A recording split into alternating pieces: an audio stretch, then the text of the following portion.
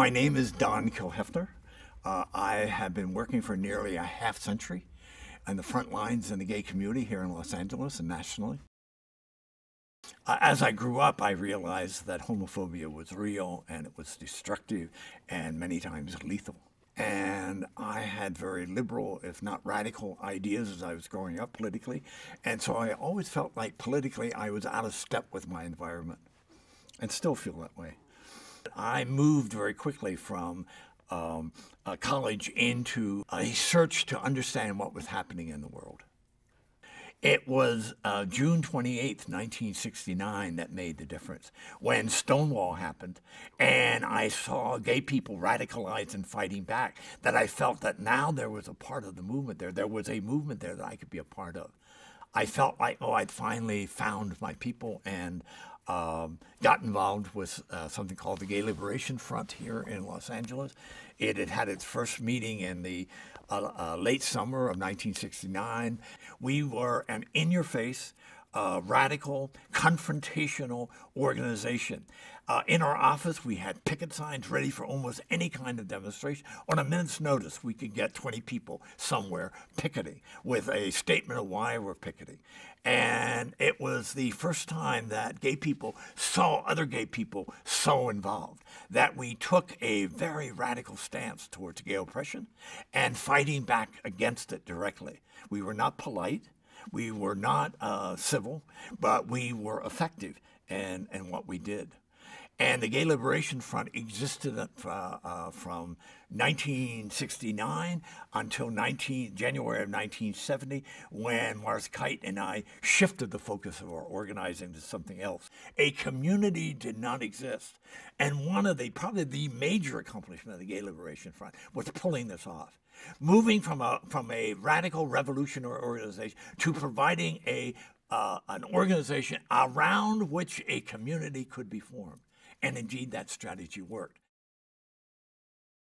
I organized something in the Gay Liberation Front that became the Gay Survival Committee.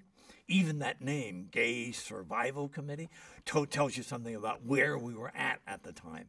And that Gay Survival Committee, which I chaired, is the seed that became the Gay and Lesbian Center. And I began developing the consciousness here that part of our political work needs to be addressing these real, felt needs of gay people, not just the oppression of gay people. What we need to do is make them aware of these sources of oppression so they realize it's not them that's a problem, it's homophobia in society that's a problem. So we felt that the next wave of gay liberation had to be focused on identity, who we are as a people, and what we're contributing to society. We made a conscious choice that this was going to be a community center with a legal infrastructure, nonprofit, tax exempt, and we were building for something for the future. The next decade is about the creation and funding of the Gay Community Services Center. That's part of the 180-degree reversal that the radical revolutionaries were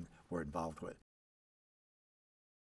Something happened that people became alive in a way that I rarely have seen gay people come alive, because they were aware that they were on the edge of something that was very important. So it was a time, it was an era, it was a moment in history in which people were mobilized not to accept what the power establishment was telling us, but we defining for ourselves what our lives are going to be like. E.O. Wilson says in his book, Human Nature, which won a Pulitzer Prize, quote, "Homosexuals may be the rare carriers of the altruistic impulse in the human species." He is saying that there's something that these people carry that makes them so valuable because they're carrying the altruistic. Altruistic means idealistic. It means that there's something else. They're not just concerned about their offspring. They're concerned about all offspring. They have a much broader understanding and role that they have to play. Not only do we appear in the human form, but we appear in something like 127 other species. I think history is essential to knowing who you are, where you came from, and what you're doing today. Gay and lesbian history is a new field of study because we're a new field of beings. I know of no other social change movement that in one generation changed the name of the game.